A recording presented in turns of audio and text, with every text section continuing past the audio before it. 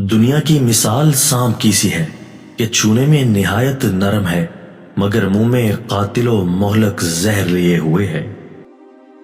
بعض لوگ دھوکہ کھا جاتے ہیں اور سمجھتے ہیں کہ ہمارا بدن کتنا ہی دنیا میں مصروف رہے مگر ہمارا قلب دنیا سے فارغ اور خالی رہتا ہے۔ یاد رکھو کہ یہ شیطانی وسوسہ ہے۔ بھلا کوئی شخص دریا میں چلے اور پاؤں نہ بھیگے، یہ کیسے ہو سکتا ہے؟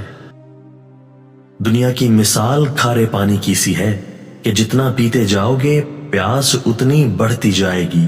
بھلا جو چیز ایک دن تم سے چھوٹ جانے والی ہے اس میں مصروف ہونا اگر اپنے رنج کا سامان کرنا نہیں تو اور کیا ہے؟ اللہ تعالیٰ نے اپنی رضامندی کو اپنی اطاعت میں چھپا رکھا ہے، لہذا کسی عبادت کو چاہے کتنی ہی چھوٹی کیوں نہ ہو حقیر نہ سمجھو۔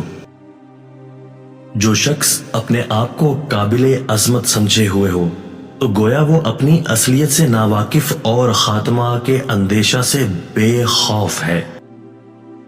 اگر تم کو دنیا کی طلب ہوگی اور ضرورت سے زیادہ دنیا کمانے کی تدبیروں میں لگے رہو گے، ضروری بات ہے کہ پریشان رہو گے اور دین کو ہاتھ سے کھو بیٹھو گے۔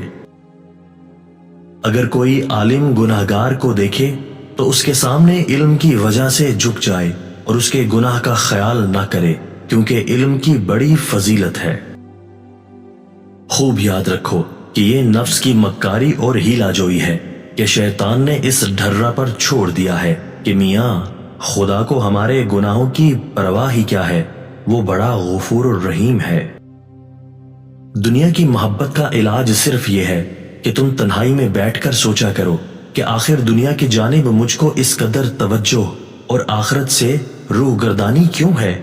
اگر خلوت میں فکر کرو گے تو سمجھ میں آ جائے گا کہ سوائے جہالت اور غفلت کے کوئی وجہ نہیں ہے۔ قوت عقل میں اگر اعتدال ہوتا ہے تو انسان مدبر و منتظم اور ذکی و سمجھدار ہوتا ہے۔ اگر تم نفس کے پابند ہو گئے اور خواہشات و تعلقات میں جکڑے گئے ہو تو یاد رکھو کہ ہر قسم کی ذلت و رسوائی تمہیں اٹھانی پڑے گی۔ شہوت کی حالت اعتدال کا نام پارسائی ہے۔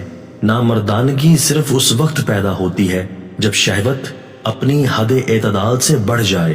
پارسائی اللہ پاک کو پسند ہے۔ اس سے جو خصائل پیدا ہوتے ہیں وہ سخاوت، حیا، صبر اور قناعت ہیں۔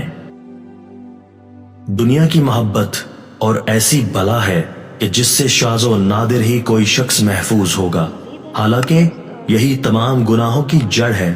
بس اس کا علاج مقدم اور سب سے زیادہ ضروری سمجھنا چاہیے۔